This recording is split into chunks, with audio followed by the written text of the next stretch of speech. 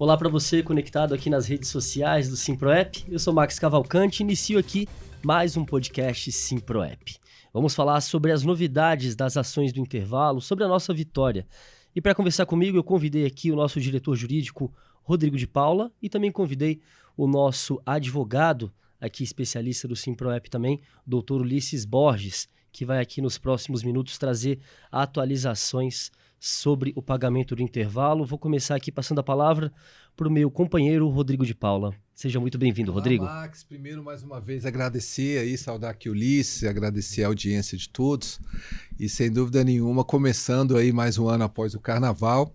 E a intenção nossa aqui hoje é esclarecer as principais dúvidas em relação à ação que discute o pagamento dos intervalos, né?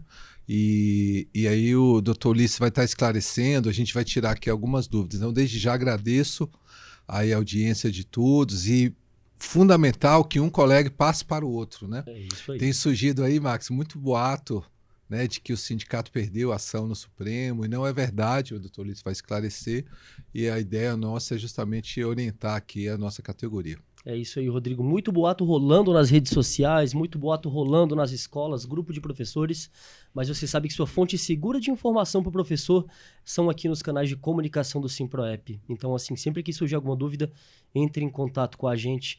Doutor Ulisses Borges, nosso convidado especial, o que você traz aí de novidade para a categoria? Vamos conversar aí sobre isso. Como vai, Max? É uma alegria estar aqui com o Rodrigo também, para tratar de um tema tão importante para a categoria dos professores, né?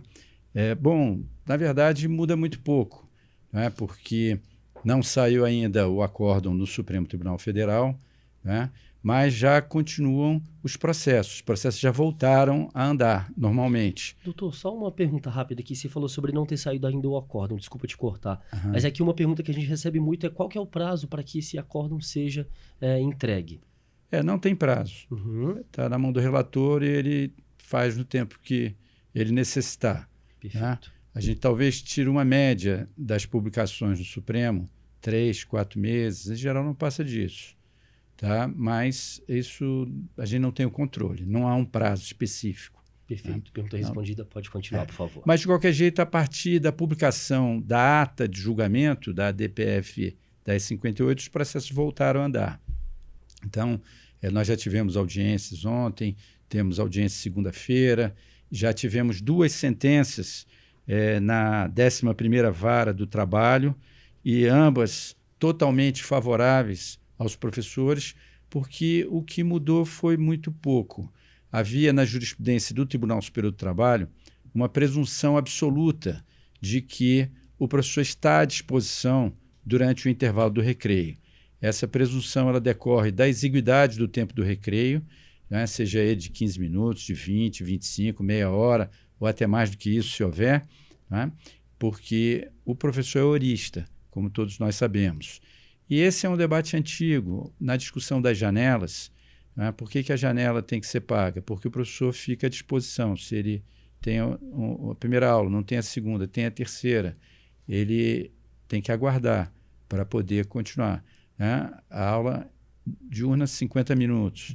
Então, assim, o recreio você pode até comparar com uma pequena janela, com uma janela menor, ou até uma janelinha, porque 15 minutos, comparado com 50, é muito menos. Então, essa presunção, ela é absoluta, entende? Era considerada absoluta pelo Tribunal Superior do Trabalho, porque o artigo 4º da Consolidação da Lei do Trabalho, no seu caput, desde 1943, ele diz que quando o trabalhador está aguardando, ele tem que ser remunerado. Tá certo? Bom, então, o Supremo Tribunal Federal, ele manteve essa presunção, só que ele transformou a presunção absoluta em presunção relativa. O que significa isso? Significa a possibilidade, né, do professor, durante o intervalo exíguo, intervalo do recreio, excepcionalmente desempenhar alguma atividade de cunho estritamente pessoal, se desvinculando do ambiente, se desvinculando no sentido funcional. Ele tem que permanecer na escola, mas sem estar funcionalmente vinculado a ela. Por exemplo, se ele recebe um grupo de pessoas que vem fazer uma reunião particular com ele dentro da escola durante o horário do recreio. Vamos supor que um tabelião vem colher a assinatura dele numa escritura e aproveita o intervalo do recreio. Então, assim, são situações excepcionais. O julgamento do Supremo deixou muito claro, tem o voto de quase todos os ministros, e especialmente do ministro Flávio Dino, que foi o voto condutor, porque o relator ele votou contra os professores, dizendo que não tinha que pagar o intervalo do recreio. E depois ele aderiu ao voto divergente do ministro Flávio Dino, que com todas as letras afirma que se o professor, dentro do estabelecimento, ele está dentro da atividade, primeiro, ele está inserido funcionalmente na atividade. Ele até cita o parecer número 3 de 2002, ao contrário, 2 de 2003, do MEC, que atribui função ao professor de observar os alunos o que se passa dentro do recreio. Então, se o professor toma um cafezinho, se come um pão de queijo, se ele está ali aguardando, seja na sala dos professores, seja no banco do pátio, nada disso mudou.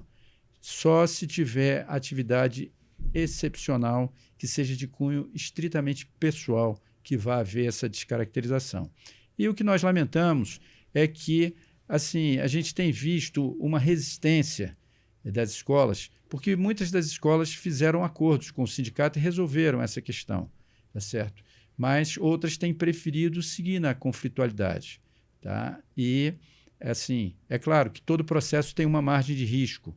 Qualquer advogado que te diga que a causa é ganha, você pode desconfiar dele, porque nenhum advogado tem controle para dizer que a causa é ganha. Mas também aquele que disser que a causa é perdida, você também pode desconfiar dele, porque também não tem controle do que será o resultado, tá certo? Mas, de qualquer maneira, a mudança que o Supremo fez, ela é diminuta, tá certo? Quem assistiu o julgamento, isso está no YouTube, é fácil de acompanhar, vai ver que dentro das atividades normais, seja o recreio, seja o intervalo, o professor ele tem que ser remunerado, fundamentalmente porque ele está ali aguardando para dar continuidade ao seu trabalho, mas tem outras situações que também envolvem isso, como já mencionei, as atribuições que o MEC confere aos professores para que estejam acompanhando o que se passa no recreio, seja porque a vida acadêmica, todo mundo sabe disso, que o professor é abordado de diversas formas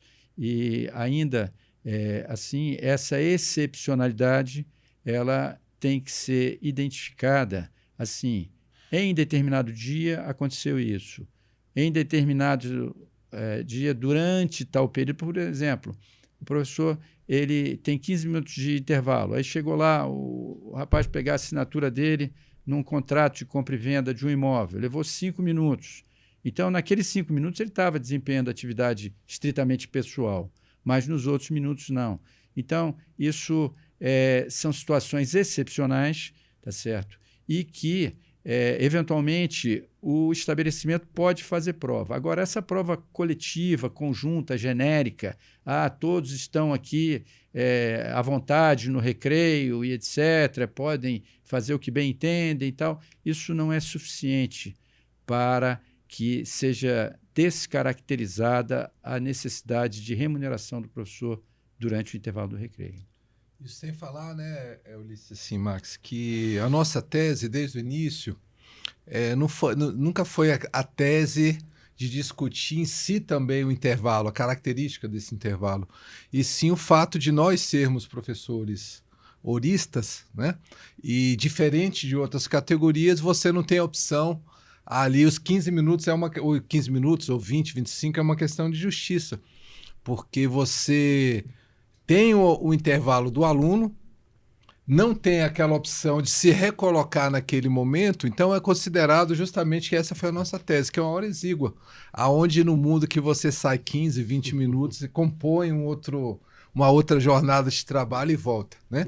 Infelizmente, a gente, como disse o Dr. Ulisses, não teve esse reconhecimento por parte das escolas, que preferiram continuar não só no sentido de não reconhecer, mas ao mesmo tempo também de fazer um discurso que a gente entende que é um discurso, que é aquele discurso de que essa ação iria quebrar a escola, que iria falir a escola. Eu não sei se todos sabem, mas se você pega uma professora de atividades, né, que trabalha de segunda a sexta, nós estamos falando apenas de 1h,25 na semana. É uma questão de justiça, não vai quebrar nenhuma escola, estamos falando aí de um aumento de 6%, né? E espalham nas escolas que são ações milionárias, que vai falir, né? Como disse a Ulisses, nós fizemos inúmeros acordos e todas as escolas pagaram, não tem nenhum problema, né? E é uma questão de justiça, por isso que a gente entende também, Max, que é muito importante a categoria se organizar, né? Por que a escola A consegue pagar e a nossa escola, que muitas vezes tem uma mensalidade até maior, não consegue pagar e a gente cobrar uma posição da escola, né? Então, mas assim, nesse sentido, a gente continua, né, Ulisses, na resistência, as ações continuam tramitando.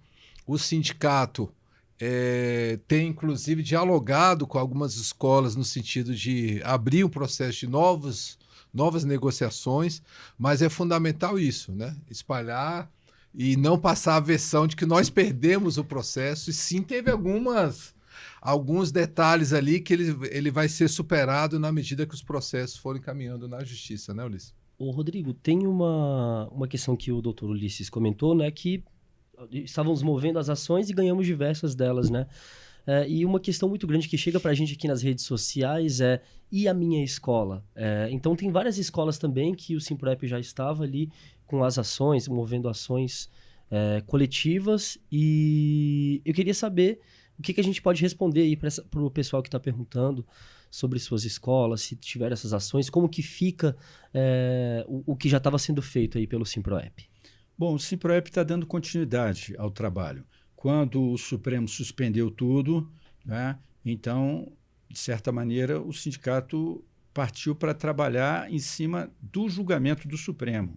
E, na nossa avaliação, nós tivemos um resultado extremamente exitoso, fruto de debate, de conversa, de entrega de memoriais, de mostrar a situação, e sem contar que a gente tem, comparado com outros países, uma remuneração muito baixa dos professores. Nós levamos ao Supremo Tribunal Federal estudo da professora Ada Ávila Assunção, da Universidade de Minas Gerais, que ela compara o Brasil com 40 outros países, dados oficiais internacionais, e o Brasil está como último na remuneração. Quando você compara com Colômbia, com Turquia, com países assim que, em tese, não tem uma economia tão forte quanto a brasileira, né? E é claro que a Constituição assegura a livre iniciativa e as escolas têm todo o respeito nosso e a organização. Nós, na verdade, sempre fomos parceiros, nunca fomos inimigos, tá certo? E o que é necessário é a valorização do professor, porque hoje muita gente tem vocação para ser professor e não vai para o magistério porque a remuneração é pequena. É certo. E outro detalhe, né, Ulisses, assim, o outro boato, Max, que correu nas escolas, porque, na verdade, o que nós reivindicamos é somente o intervalo, né? Então, você tem situações em que o professor sai mais cedo ou entra um pouco mais tarde na escola em função da organização, isso não tem um intervalo, né? E saíram espalhando que todos... Na verdade, por isso que é um processo ali muito minucioso, né? Porque tem professores que não têm um intervalo. Então, é importante a gente esclarecer isso. Uma outra coisa, nós vamos disponibilizar no site do sindicato o julgamento lá na íntegra, né? Até porque isso foi gravado lá no site do Supremo, inclusive para que a categoria assista, né? Qual foi o posicionamento de cada ministro, qual foi o entendimento, que é justamente isso que a gente tem, né, Ulisses? E vamos dialogar com os juízes originários das varas, justamente demonstrando, né, o voto de cada ministro, o entendimento ali para que a gente possa compreender, inclusive traduzir da melhor forma possível o que realmente o Supremo julgou, né? O entendimento de que o professor é uma categoria diferenciada, está à disposição, é horista, né? E não é meramente... Até porque o intervalo, ele integra ali a jornada pedagógica da instituição, o intervalo está previsto na LDB, então por isso que a gente tem a tese, né? Não tem sentido a escola ou a faculdade ou uma creche profissional ter um intervalo e o senhorista e esse intervalo não ser remunerado. A tese é essa, né? Não é entrar ali em detalhes se o professor vai no banheiro, se toma café, se entra. Não, a tese é tem um intervalo, integraliza e tem que ser remunerado, né? É uma questão de justiça, não quebra nenhuma escola, nenhuma faculdade.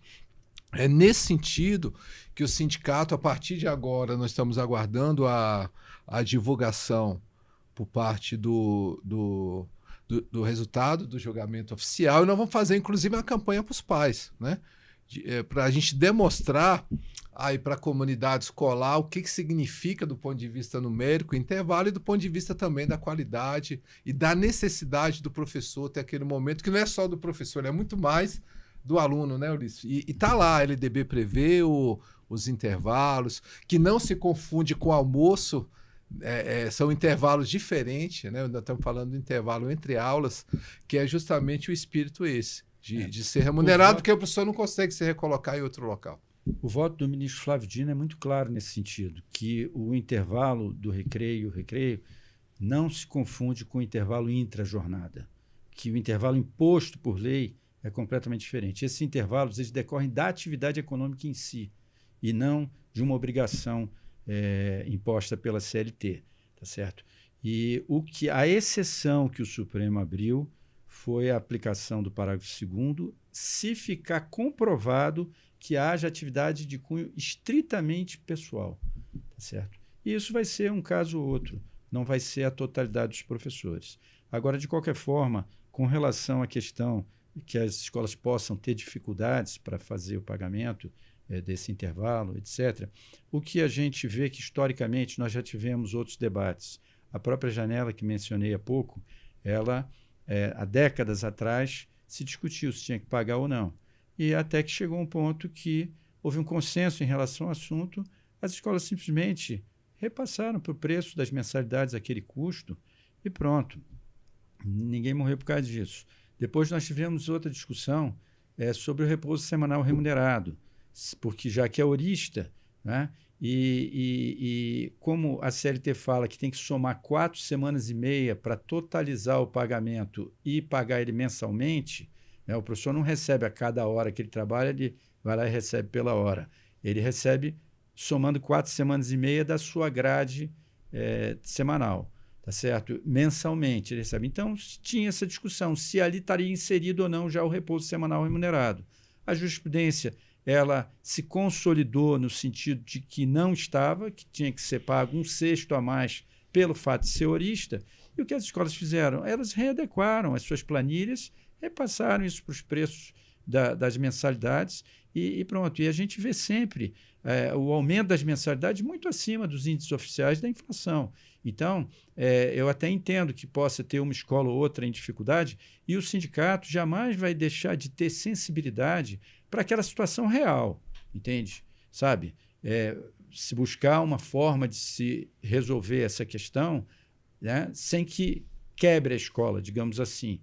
Mas tem que ser uma situação real, não pode ser um mero argumento. Ah, não, isso vai criar dificuldade. Até porque, né, a livre iniciativa ela comporta a concorrência entre as escolas. São muitos fatores que levam a isso. E não pode o professor ter que ser sacrificado mais do que já é. Porque, como disse antes, né, os estudos mostram que o salário do professor no Brasil ele é muito baixo comparado com todos os países. E são, assim, aqueles que formam os nossos filhos, aqueles que formam os nossos netos, aqueles que formam as novas gerações. É uma responsabilidade muito grande. Quem é que não se lembra do professor que lhe falou alguma coisa numa aula que aquilo influenciou totalmente a sua vida? Eu sou professor desde 1986, entende? Quantas vezes eu encontro ex-alunos que me dizem, olha, aquilo que você me disse em sala de aula foi fundamental para mim, entende? Então, assim, e isso é motivo, inclusive, de grande satisfação para os professores. O professor, ele realmente, ele segue o magistério por vocação, ele segue o magistério porque gosta, ele segue o magistério por amor ao ensino. E os estabelecimentos de ensino também trabalham nesse sentido, não tem nenhuma dúvida. Agora, tem que ser algo conjunto. Não pode ser só o empreendimento econômico que tem que ser lucrativo o máximo possível. Nada contra que tenha lucro o empreendimento econômico, até porque a sociedade dispõe da rede pública, que também tem ensino de e sem boa falar, qualidade. né, Ulisses, que tem assim, ó, hoje, mais do que nunca, o professor tem um terceiro turno de trabalho, ali, uma sobrecarga, né? E nós estamos falando aí do intervalo que é mínimo, dá 1h26 na semana. Então, é uma questão mesmo de reconhecimento da importância da educação. E, nesse sentido, né, Ulisses, a gente ainda vai continuar o diálogo com os sindicatos patronais, tanto o Sinep como o Sindep das faculdades, né, para que a gente tente chamar essa responsabilidade e a gente tentar compor, dentro da convenção coletiva, ou até mesmo nos processos, um acordo, né? Mas, sem dúvida nenhuma, não quebra nenhuma escola e a gente tem toda a sensibilidade de reconhecer. Também nós conhecemos as escolas, então é uma questão mesmo de justiça, né, pelo fato da sua característica, da característica do professor seurista, né, Ulisses? E à medida que há a resistência das escolas, isso vai aumentando a conta para elas, entende? E é claro que isso gera uma dificuldade maior. Mas, de qualquer maneira, né, as situações excepcionais, elas serão excluídas caso fique comprovado que o professor, em determinado dia, em determinada hora, fez alguma coisa fora disso. Tá certo? E, agora, o conjunto, e nós estamos tratando de ações civis públicas, que têm uma instrumentalidade própria e profere uma sentença genérica, e essa sentença depois é objeto de execução. Tá certo? Então, é possível que nas execuções possa ter uma ou outra situação que exclua a regra geral. Mas a regra está posta, claramente confirmada. Basta ver o site do Supremo Tribunal Federal no dia 13 de novembro de 2025, né, que fala claramente que o Supremo Tribunal Federal reconhece o direito dos professores a receber o intervalo do recreio. Tá certo? E, então, agora é tocar a vida para frente, tocar as ações como a gente já vinha fazendo, tá certo? E é claro que cada caso é um caso, cada ação tem o seu curso próprio, cai numa vara na mão de um juiz, às vezes a sentença sai de um jeito, cai noutra vara, sai de outro, cada um tem a sua convicção jurídica, né? E o magistrado ele tem autonomia completa para exteriorizar aquilo que ele acha em relação a todos os casos que ele julga, né? A sociedade confere essa confiança ao magistrado, tá certo? E é claro que toda decisão cabe recurso, isso é de parte a parte, né? E esses processos acabam, às vezes, se estendendo, se alongando por algum tempo. Mas, de qualquer maneira, o sindicato está fazendo a sua parte, que é defender a categoria. A Constituição ela reconhece como direito do sindicato representar a categoria, e é o que o sindicato está fazendo. Isso. É isso aí. Doutor, se, por exemplo, eu como professor quiser entrar com uma ação individual, posso procurar o sindicato? Como que seria para agir dessa maneira? Ou seria melhor continuar aguardando aí as ações coletivas? Essa é uma decisão pessoal de cada um. Pode ser feita a ação individual, sem dúvida. Agora, quando a pessoa faz a ação individual, ela sai da coletiva. Tá certo? Não dá para fazer os dois. Não dá para fazer os dois. Até dá, porque a ação coletiva ela é com substituição processual, e a substituição é de todo mundo. Ela não tem a indicação do nome dos professores, mas vai prevalecer a sua ação individual. Tá certo? Na nossa opinião, é preferível marchar em conjunto com o sindicato do que na ação individual, mesmo se essa ação for patrocinada pelo próprio sindicato. A nossa opinião é essa. Agora, todo mundo tem direito a fazer a ação, tem legitimidade para isso, e o sindicato, claro, que respeita a posição de cada um. Perfeito. Rodrigo, tem mais algum complemento aqui? Não, é isso, Max, assim, agradecer aí a audiência de todos. Nós vamos disponibilizar lá no site do sindicato o julgamento na íntegra, né, parte do tem falas Supremo. muito interessantes. Estamos fazendo, por parte do sindicato, uma movimentação junto às escolas e aos sindicatos patronais, de abrirmos novamente o processo de diálogo, né? Por entender que é possível construirmos acordos, chamarmos a responsabilidade entre os sindicatos, né? E a gente está fazendo esse movimento e aguardando aí por parte das escolas também essa compreensão, né? De que é possível uma composição de um acordo e não ficar naquela relação de aguardar uma decisão judicial que é ruim para todo mundo, até porque a escola é um ambiente em que a gente precisa de ter uma harmonia né? Então a gente faz, inclusive, esse apelo aí às escolas que procurem para que a gente possa fazer um diálogo junto com os sindicatos, tanto patronal como o nosso sindicato, e tentarmos aí um acordo onde a gente possa ter, de fato, esse direito aí, o intervalo sendo pago por parte das escolas e das faculdades e das creches. Perfeito. Suas considerações finais, doutor Ulisses? É isso. Na nossa avaliação, a situação atrai até o princípio da insignificância para a maioria das escolas, porque um reajuste de 5%, 6%, 7% e não vai muito além disso para os professores em função do intervalo do recreio, na verdade não é reajuste, né? Essa expressão é inadequada. Um aumento salarial em função disso é um meio de valorização do magistério, que eu tenho certeza que as escolas se beneficiarão muito com isso. Agora, para o professor, ter 5%, 6%, 7% de incremento no seu salário faz muita diferença. Entende? Com certeza. E o magistério, ele realmente é um sacerdócio, né? Mas ele não precisa ser de uma forma que o professor ele tenha tanta preocupação como a gente tem visto com as questões remuneratórias. Tá certo? Então, para o professor, é motivo de valorização que beneficia toda a sociedade, porque é uma categoria que ensina as novas gerações. Tá certo?